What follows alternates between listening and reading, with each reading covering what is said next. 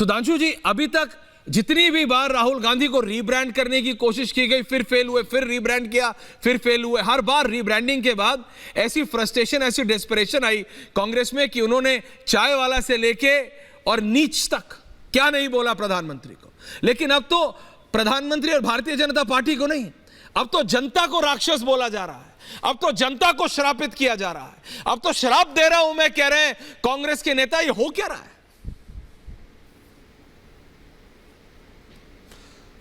ऐश्वर्य जी, चाय वाला कहने वालों के लिए तो इस समय सुरजेवाला ने जो बोल दिया वो बहुत बड़ी चुनौती बन के आ गया है।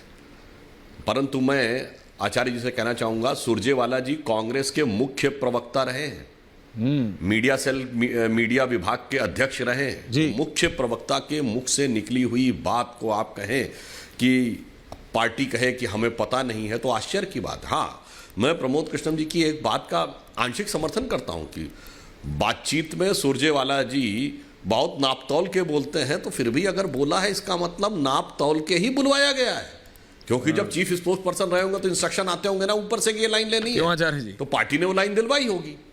अब मैं यहां यह कहना चाहता हूं, हम तो जनता को जनार्दन कहते हैं। माननीय प्रधानमंत्री जी कितनी बार ही जनता के आगे किस तरह नतमस्तक होके उन्होंने पांव तक धोए हैं। इनके लिए यह है, तो मैं 2-3 पॉइंट सिर्फ कहना चाहता हूं।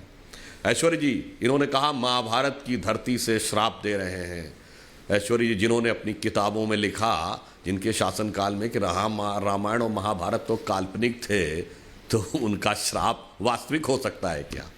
सबसे बड़ा तो राक्षसी काम वो था जिन्होंने अपनी किताबों में रामायण महाभारत को काल्पनिक लिखा, जिन्होंने महाभारत और रामायण के ऊपर ऐसी उल्टी सीधी किताबों का विमोचन किया। Arjun Singh as HRD minister, जिन्होंने हलफनामा देके कहा राम थे ही नहीं।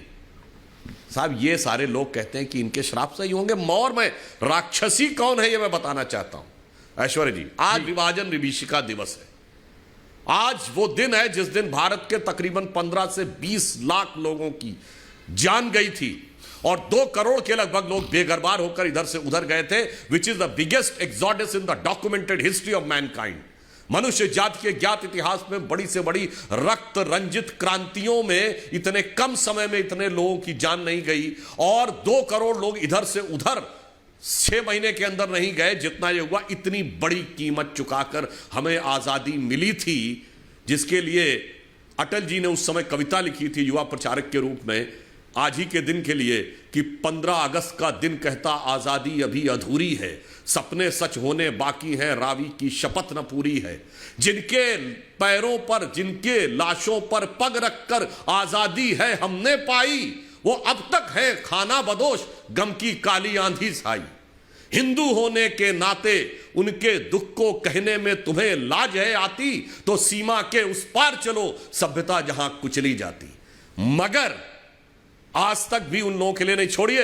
उसके बाद जो ये कहे कि एक भी बूंद रक्त बहाए आजादी मिल गई, तो मेरे विचार से उन लाखों करोड़ों लोगों के बलिदान का अपमान करना है, मजाक उड़ाना, ये राक्षसी कृत्य के समान है। आचार्य, लाखों करोड़ों लोगों के गम को आपने हवा में उड़ा दिया। आचार्य जी, आज आप ऐसी चीज को डिफेंड करना चाह रहे हैं, जब भारत माता ही 3 टुकड़ों में बट गई जी।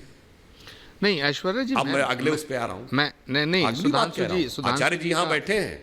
गोरक्षक संतों पे गोली चली इंदिरा जी के जमाने में, और डेमोक्रेसी को पूरी तरीके से खत्म कर दिया गया इमरजेंसी में। यह भी राक्षसी कृत्य था, हमने राक्षस वर्ड नहीं प्रयोग किया कभी। राजीव गांधी के जमाने में सिखों का नरसंहार हुआ, वो भी राक्षसी कृत्य था। कार सेवकों पे गोलियां चली, वो भी राक्षसी कृत्य था, समर्थन किया। तब भी हमने कभी राक्षस शब्द का प्रयोग आपके नेता के लिए भी नहीं किया, और आप लोगों ने इसके लिए किया। वास्तविकता में अगर देखें सुरजेवाला जी, देखिए तो आपकी पार्टी ने वो कृत्य किए, और मैं इसे अन्यथा न कहूंगा, चूंकि आचार्य प्रमोद कृष्णम खुद ही धर्माचार्य हैं। जो कुछ कांग्रेस के साथ हुआ है, अब यह राजनीतिक घटनाक्रम है या श्राप है, यह स्वयं विचार करना चाहिए।